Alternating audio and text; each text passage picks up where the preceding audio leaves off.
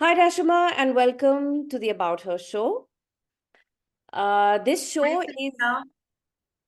this show is about women achievers who we call women trailblazers, women who have broken barriers, broken the glass ceiling, followed their dreams and ambitions to become successful in their respective fields.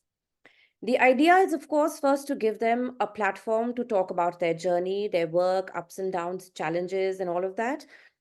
And along with them, it is also to inspire and motivate the listeners, women who have dreams, who have ambitions, but for some reason or the other are not able to follow them.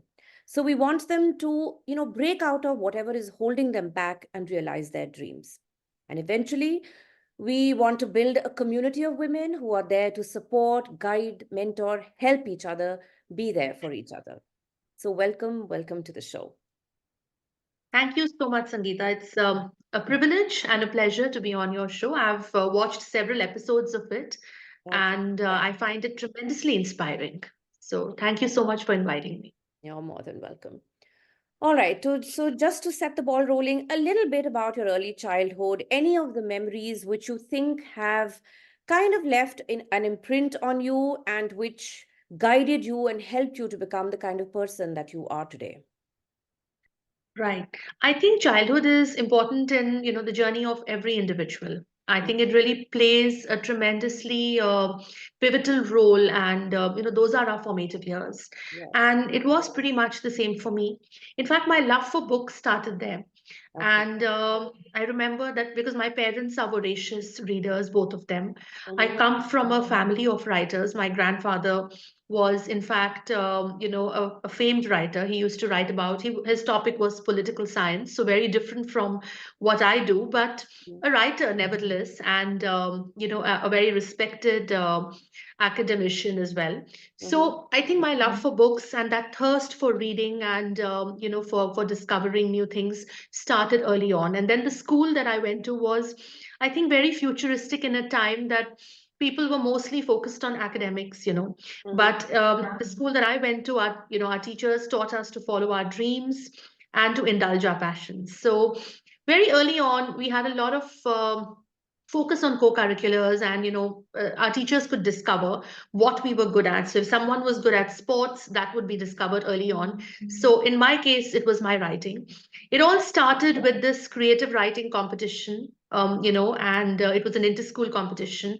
Mm-hmm. And I had absolutely no understanding of why I entered it. Mm-hmm. Definitely not with an intention to win. Mm-hmm. But when I did, and then eventually my principal, I remember, she gave me a push, which really helped me, it inspired me.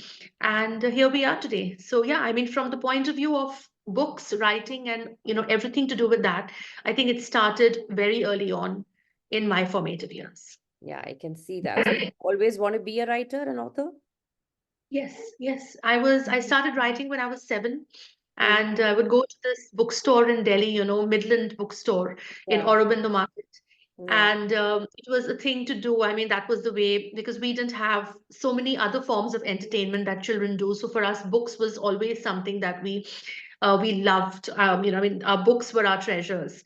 So I remember going to Midland, and I remember sitting there and imagining my own book on one of those shelves. So Yeah. that is how it started, and I always wanted to be a writer. Great. So it's a dream come true for you, right? It is. Yes. Yeah, wonderful. So tell me, apart from being a writer, you also are part of the corporate world. Is that so? So Yes, it tell is. us, how are you doing both these things and how did you, I mean, what happened first? Did you get into the corporate world or did you start writing? I mean, how did it happen? So, like I told you, I have been writing since I was 7. It's been, Mhm. I think many, many decades. Yeah. My corporate career per se started because, again, you need to earn a living. Yeah. And, once I was done with my graduation, I went on to do my MBA. I Okay. went to the UK to study also. Then Mm-hmm. I came back and I did another course in management here in India also. Mm-hmm. And that's how it started. Okay. And the kind of work I was doing, it was very diverse in the sense that I am in business consulting. So that kind of gives you, exposure to a lot of industries, and it was very interesting. It is still very interesting. But Mm. when I started, it was like this roller coaster ride, and all that adrenaline every time you get a new project and you're Yeah. working for all these multinational clients.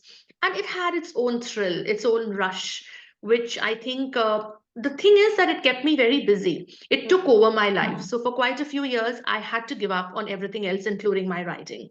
Okay. So during that phase, when I was really building my career, I was in my late 20s, Mm-hmm. early 30s. And that time, I remember life was so frenetic with work that there was no time to write, even Mm. though the inspiration was still there. So there were moments when I really wanted to pen something down, but Mm. it was difficult. But Mm. they say when something is a part of who you are, it'll keep coming back to you. Of course, And I definitely. remember the night that the Nirbhaya case happened in Delhi. I think as a woman, I felt the kind of rage that most of us did, that something so terrible could happen. And the only way I could release those feelings, and, it was a sort of therapy for Mm. me, was to pen it down. And it manifested in the form of a poem. And that's how I went back to writing. Okay. So, Okay. yeah. Sometimes I think it's, a trigger is all that you need. I mean, it doesn't have to be something like Nirbhaya, as, unpleasant and gory as and tragic as that. But I think sometimes it's just that trigger that you need to get back to what is building up inside you, so to say. Yeah, Okay. absolutely. So, Rashima, tell me, you've been a part of the corporate world for a long time, and of course, the writing bit, and of course, you're a successful author now. Tell me, did you face any challenges when you started your journey as a professional woman? And do you think any of those challenges were because of your gender? Um, well, I think I was lucky in that sense because when I started out, I was working with a wonderful team, and most of the clients I worked with were also very cooperative, very nice. Mm-hmm. So from that point of view, it didn't really hit me. I think it could also be that I was young and maybe not as sensitive to gender differences. Um, I didn't face anything per se, but of course, there is always that feeling that life is tougher for us as women. Yeah.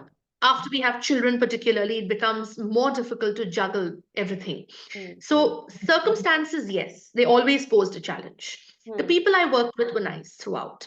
So I feel that somewhere, I didn't really have to face that whole idea of a glass ceiling or the fact that I couldn't get ahead because I am a woman. That became something which I would listen to in the form of stories by other women, but I didn't really face it myself.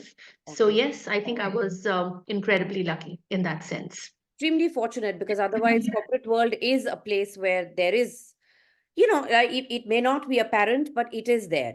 Some It sort is. of discrimination, some sort of, this gender bias is there. Yeah, Okay, yeah. so Rashima, a successful author, can always share tips for others, tips for aspiring authors. So, quickly, 3 tips on how to become a successful author. And I Okay. know you're very good at rapid fire. Yes, I am. Usually, I'm on the other side, and I'm the one who puts people in hot seat. But nevertheless, I'll try to do this fast. 3 tips. See, the Mm. first one is you need to get a fabulous literary agent like Sohail Mathur on your side, because I really owe all my literary success to Sohail. I think he is a godsend for Uh, aspiring writers and for I all agree. writers, in fact. So that's tip number one. Get yourself a brilliant literary agent like Sohail. Mhm. The second is to be critical of your work. So, Mm. I do feel that being able to critique your own work in a subjective, in a, you could say in a non-biased Yeah. way, look at your work from a distance and critique it. And don't be afraid to do that. So that is the second thing. Third is, I think, don't pigeonhole yourself. Mm. Mm. Be open to writing across genres, whichever way the wind blows. So sometimes I feel writers tend to do that. They pigeonhole themselves and just say, okay, I will only write this. But I Yeah. think moving with with what the readers want to read, what the Mm. market trends are, I think that makes a lot of sense. Great. This actually makes a lot of sense, because keeping up with the times in which we live and what people want, because ultimately you are writing for others. You're writing for people to read. So if you don't write what they want, obviously, it's like any other product. I think if you're not selling what people want, then who's going to buy your product? So yeah. Absolutely. Absolutely. So we have your human beings, ups and downs, challenges, days when we are not so upbeat, bright and cheerful. So, how do you keep yourself on track on those low days? Sangeeta, despite, I think appearances are very deceiving. I look like a very cheerful and happy person all the time, but I can be incredibly moody. The Hmm. truth is that there are days when I can wake up and feel as if the sun just hasn't risen, Okay. for no Okay. particular reason at all. So what I try to do is I have tried to take each day as it comes. Okay. And that is a lesson I learned a few years back. In fact, it was one of my clients who eventually became a friend, and we were talking about we lost a project which we Okay. were supposed to do, and they were supposed to give us the project. And Hmm. because he was also a friend, he gave me a bit of counseling, and he Hmm. told me, don't let things get you down to that extent. Hmm. Take each day as it comes. Cross every bridge when you come to it. Wow. And I have really tried to implement that. It keeps my moods in check, Hmm. and my days have become more productive as a result of that. So I think having short-term goals can be a very healthy thing. We all have those long-term plans, 5-year plans, 10-year plans. Hmm. But Hmm. being able to actually say, okay, today I'm going to write 2 pages or I will write 3 pages. Hmm. After I'm done with everything else, I will sit down and open my laptop and I'll do those 3 pages. So that has really given me fresh perspective on my goals. So I think that is something that works for me. Yeah, I can see because when you have short-term goals, they also, because you're able to achieve them, they also give you a sense of satisfaction. And I think that encourages you to move to the next step. Because if you have Yeah. one long-term goal and you don't seem to be making progress, or you don't seem to recognize that there has been any progress, it will demotivate you. But shorter Yeah. goals, like, even I do this, that, okay, only this much today, so I have this list. So even if I've made one little thing, one tick on that list, it's fine. So yeah, I think can really help. So would you say that this interaction with a client who became a friend, this could be one of the lessons in life that you learned, or Oh, absolutely. yeah. Absolutely. I think these are those little nuggets, Hmm. sometimes we don't realize how important and significant they are in terms of the role they play. Yeah, yeah. But absolutely, it is something I learned to do. And my husband, who is actually a health and wellness coach, Mm-hmm. Mm-hmm. he also told me fairly recently that short-term goals, I think, are very important for a person's emotional happiness, Yeah. emotional wellness and happiness. So definitely it's something that I have tried to implement to the way I think and to the way I perceive my life. Hmm. Any other lessons that you may have learned? Any learnings that you would like to share with us other than this one? Yeah, my mom always says, learn to say so what. And I think it's so important because as human beings and particularly women, I think tend to overthink everything. We're constantly ridden with guilt. And this is a fact. I mean, I feel it, whether Hmm. it is about work or whether it is about things like motherhood, whether we're doing justice in the home, justice to our work as professionals. I Hmm. think we're constantly overthinking everything. So there was this one day when my mom told me, she says, so what? Learn to say that. It's not the end of the world. Yeah, And yeah, again, I tried to implement that and it works. These are very simple nuggets or solutions, I yeah, think, but they yeah. go a long way. They do Yeah. because sometimes we just in the flow of things we don't realize how much we are pushing ourselves or trying to do something which we maybe cannot, and it's okay if we can't do it. I think Yeah, women I mean, are afflicted see, with that this. whole concept Mhm. of superwoman, it's so Yes, flawed. of It's course. a terrible thing to Yes, put that kind of pressure yes, on women or to have those expectations. I'm not a superwoman and I make mistakes every day, of course. so there is always something that I'm doing where I feel, okay, I couldn't do this well enough, and that's okay. It's okay to not be 100% all the time. Nobody can be. And what is, little, I mean, what I find sad is that it's not only men, but even women sometimes, they try to be super women, trying to do everything and in the best possible way. I think somewhere we have to, take cognizance of reality and realize and accept that no, it is fine if you cannot do everything. And it is fine if you cannot do everything perfectly. You're human. Just believe Absolutely. that, accept Absolutely. that. And when you do this, the world will also believe it, you know? Absolutely. Yeah. Okay, so Rashima, any tips for young girls? who are on the threshold of their personal and professional lives. Because, in today's day and age, there is so much exposure, there's so much information which people have. And I think girls, women, they tend to sometimes get overwhelmed. I'm not saying that boys don't, but here, since we are talking about women and girls, so anything that you would like to tell them to keep in mind when they are kind of trying to step into the professional world and, of course, their personal lives as well? Yeah. I think the 90s when we were growing up were very progressive times. And Hmm. I'm saying this as much from the point of view of somebody who was a 90s child who was growing up in that period, Hmm. as I am, today in this 21st century, Hmm. looking at contemporary India or, the world in a contemporary sense, and as an adult and as a fully grown woman, Hmm. I feel that girls these days need to realize that they are contemporary modern women, and their expectations from themselves should be based on that. So what my advice to them would be, treat yourself as equal first. That is the only way the world will see you that way. Yes. The moment you put yourself down, or the moment you start treating yourself, you say that there is this gap, and I know there is a gap that we Hmm. are constantly trying to bridge. Yeah. But if we are able to remove that from our minds and treat ourselves as equal to the men who work with us or to the men who study with us, if you're talking about students, young girls who are students, Yeah. Yeah. and they go to college, and you have men and women studying together, or you go to an office and you're a professional, and Hmm. again you have men and women working together. Yeah. Treat yourselves as equal to them. Don't I think it's very important. You have these days, you even have fathers who go for paternity leave, Yeah. which Yeah. means that it's an equal role that they play in child rearing also. Hmm. In fact, my new book, which is coming out, is about parenting, and there's a lot of that I've written a lot about the role of the father there. So I Hmm. think there is a greater sense of equality, and Hmm. I'm glad that it is improving, that gender differentiation is, the gap is narrowing.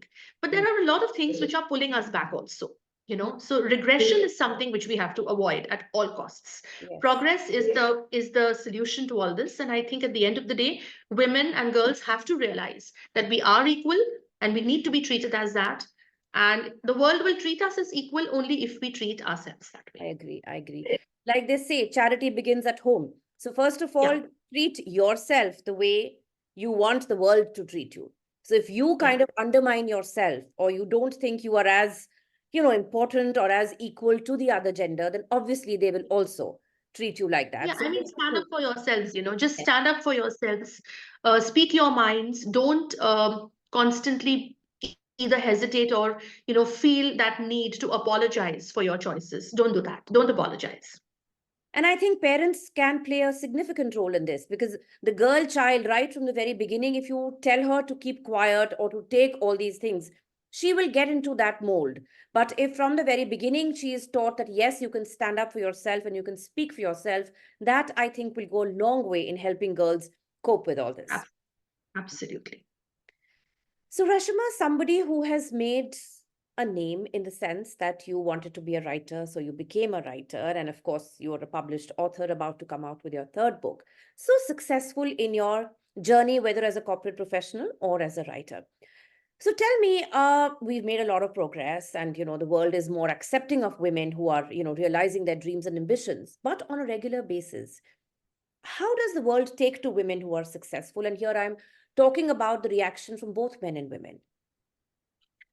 I think as a country, we have a long way to go as far as acceptance is concerned. And what we need is no judgment. That Yeah. is something that I absolutely loathe. I loathe the idea of being judged. Hmm. And I loathe the idea of women coming under that pressure simply because they're being judged. Hmm. Well, it Hmm. does happen. It's not that it's a myth or that it doesn't happen. Of course, Yeah. it does. There's Yes. always this question. I'm a mother. I Hmm. have a 12 and a half year old. Hmm. So a lot of people have come up to me and asked me, if you're constantly busy with your career or your writing also, where does your role as a mother go? What role does your husband play? What role do you play?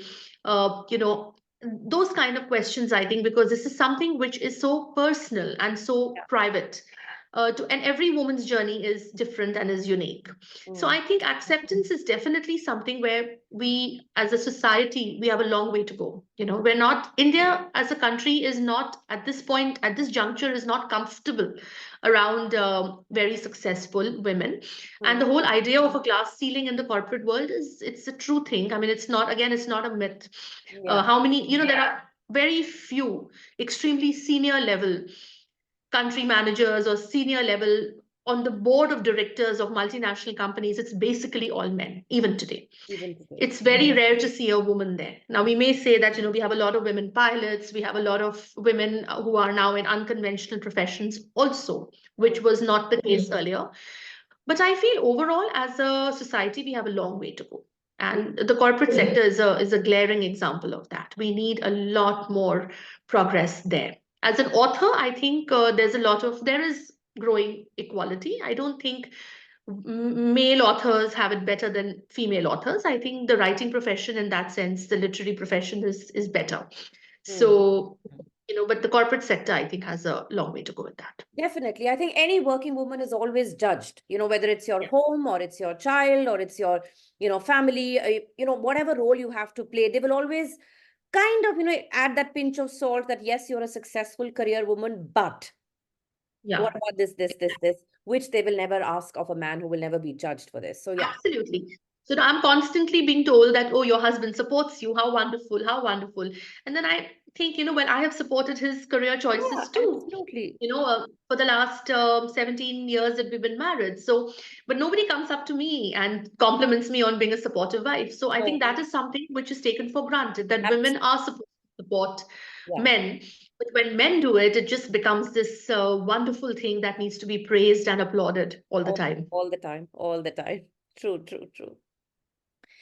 So another, phenomena that I have observed around me is what I call midlife rebooting, where people, once they reach their 40s, late 40s, or even early 40s for that matter, 50s, they start looking towards other professions, other things to do. So there is a doctor who wants to write, there's an engineer who wants to sing. So something which is diametrically opposite to what they've been doing all these years. So, what do you have to say about this? I mean, is it only a recent thing that people have started discovering their passions and their hobbies, or was there some other reason because of which maybe our parents couldn't do it or wouldn't do it? I think today's generation, in that sense, is very blessed because options are open for them. Mm. For us, it was a little different when we were graduating from school, when we were getting out of school and, trying to decide what we want to do in terms of a career. The options, and this is for both men and women, Yeah, yeah. the options were very limited. It was either, if you're in science, then you're becoming a doctor, or you're doing your engineering. If you go into commerce, then you're going to do it's taken for granted that you will either do your CA or your MBA, and you'll go on to join the workforce like that. But we didn't have, so writing for me was more of a hobby then. I never thought I would actually develop it into a profession. Mm. And I know a lot of my friends also who were very creatively inclined, they made some mistakes as far as their career decisions were concerned, simply because those options weren't open. So if somebody wanted to go into music or into film production, film direction, it was fairly difficult Yeah. to make those decisions. So, which is why I think now what is happening is a lot of people, having spent 20, 30 years, doing what maybe they didn't want to do, now they want to indulge themselves in that sense. And I have a friend who spent around 15 years in the business world, and Mm. then went on, ditched everything, and one day decided to become a Zumba instructor. Wow. Wow. So yeah, I mean, those things happen, and I think it's okay to do that. Mm. The important thing is to be aware of the consequences or the repercussions of your choices. That is something one needs to be aware So you feel that this generation now, or not the generation, but people who are doing this, first of all, there is exposure, there's awareness, and there is acceptance also. Like if your friend and decides to opportunity. become, Zumba instructor, it's okay. People are pretty accepting of it. And Yeah, plus, I think also by the time you reach your 40s and 50s, financially also you can make those choices, because if you have to, like maybe early on, you have to work for a living. So you can't, you have to put your passions and hobbies and all of these things on hold. But when you On one reach, side. because of the opportunity, yes, you're right. Okay.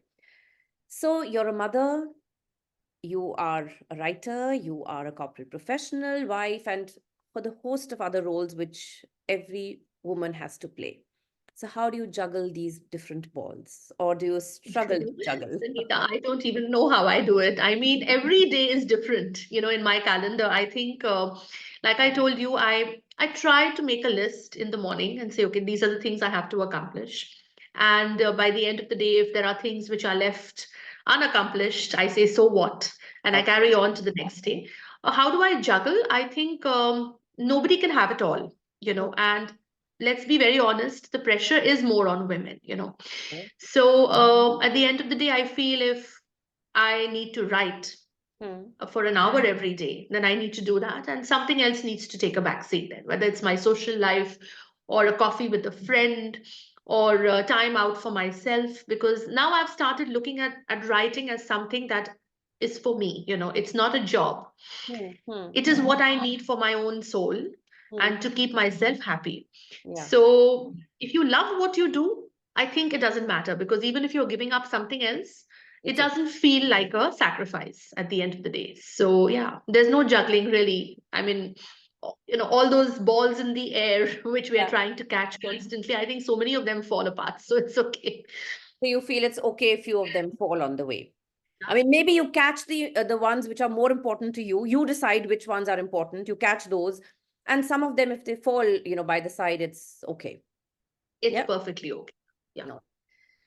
So you said that you don't like having long-term goals. Yes, short-term goals make you more productive, which I think, of Yes. course, makes a lot of sense.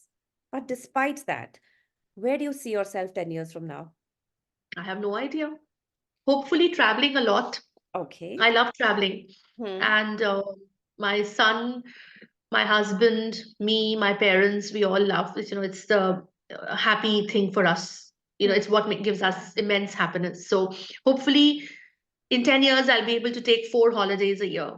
Okay. Right now, I'm at 2 holidays a year. So Okay. hopefully, All in right. another 10 years, it's going to be 4 holidays a year. But from a writing point of view, well, I would love to do a book a year at least, if Yeah. not more. Yeah. Um, and since I am enjoying it so much, I think it's not something that will ever feel like a job or a chore. Hmm. So, yeah, that is something that I would want to do for myself. So all the best to you. And I always believe that what you manifest, it always comes true. So if you want to do it, it will happen. The holidays and the books. Thank you so much. And my last and final question, which I ask every woman: can a woman have it all? Sangeeta, nobody can have it all. Okay. I think, like I told you, I don't look at myself as different just because I'm a woman. Okay. And it's the first thing that we need to do. I look at my husband's challenges the same way that I look at mine, you Hmm. know. Hmm. And it gives me a sense of equality there. And the moment I start looking at myself as equal Hmm. and I treat myself as equal, I have seen that the world does the same. They view us a bit differently when we have that attitude. Hmm. But nobody can have it all. Yeah, it's a myth. This, and like I said, I don't want to have it all because I'm not a superwoman and I don't want to be one. So there will be days when I will not do justice to my work. There will be days when I will make mistakes as a mother. Yeah. There will be days when my house will be messy as hell, Yeah. and that's okay. I can't have a pristine house, a perfectly well balanced career and personal life at the same time. And I think I just want to thank all the people who've played a role, in making things easy for me, Hmm. or making it possible for me to call myself successful in what I'm doing. I Hmm. think on the home front, my parents, my husband, my son, they Hmm. all understand. Like right now, my son is, I know he wants to really make a lot of noise because he's just come back from school, but he Hmm. knows that mom's in a call and he's trying to maintain that silence in the house. So all that has made a difference. The people I work with, Hmm. then, of course, my literary agent, Suhail, who, I think he doubles up as my therapist also on so many occasions when I tell him, Suhail, I'm not able to do this. And then he'll tell me, you're a creative and talented person and you need to have faith in yourself. Yeah. Yeah. So there are so many people who've played that role. And I think success never comes on its own. You Yeah. always have people in your life. You need that support system. And if you're lucky enough to have that, then you can have a lot of what you dream, but not everything comes laid out on a silver platter. You have to work very hard for Of it. course, of course. So actually, when I say have it all, it means that, say 10 years down the line or 20 years down the line, if you look back on your life, and would you be able to feel that you were able to do most of the things that you wanted to do? So you wanted to be a writer, you wanted to be a corporate professional, you wanted to be a mother. So from that perspective, Yes. that is, Absolutely. No, your life, I think your choices. I'm definitely in a position where I can say that I have managed to achieve a number of things that I wanted to, and life has been kind to me. So from that point of view, absolutely, I think it's been a great journey so far, a great So journey. that is what it is, not being, made to do things that you don't want to do. So if you want to do something, if you've done it, for me, that is my all. I Yeah, choose my all. So that is what it is. absolutely. So, Rashima, thank you so much. This was actually a delightful conversation, different perspectives, different ways of thinking. But then, as I always feel and always maintain, that all of us, all women, we are the same at the core. Our issues Absolutely. are same, our attitudes may be different because of our backgrounds and upbringing and all of the different things, but at the core we are all the same.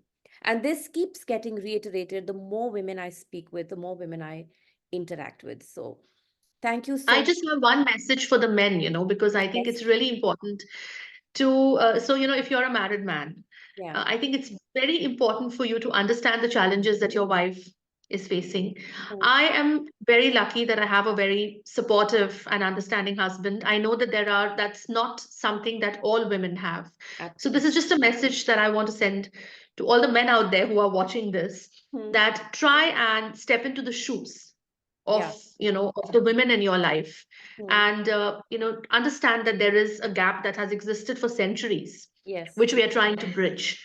And it would be great if they would be a part of this journey, and they would help to make it a bit easier for the women in their lives. That's indeed wonderful, because it is like they say, it takes two to tango. So men and women together make this world. We cannot live without. We both need each other. So yes, give each other that space, give each other that freedom, the liberty to do what they want. Yeah. So yeah, thank you. That was indeed a great message. Thank you once Thank again. you so much. Thank you so much, Sangeeta. It was such a pleasure. You're more than welcome.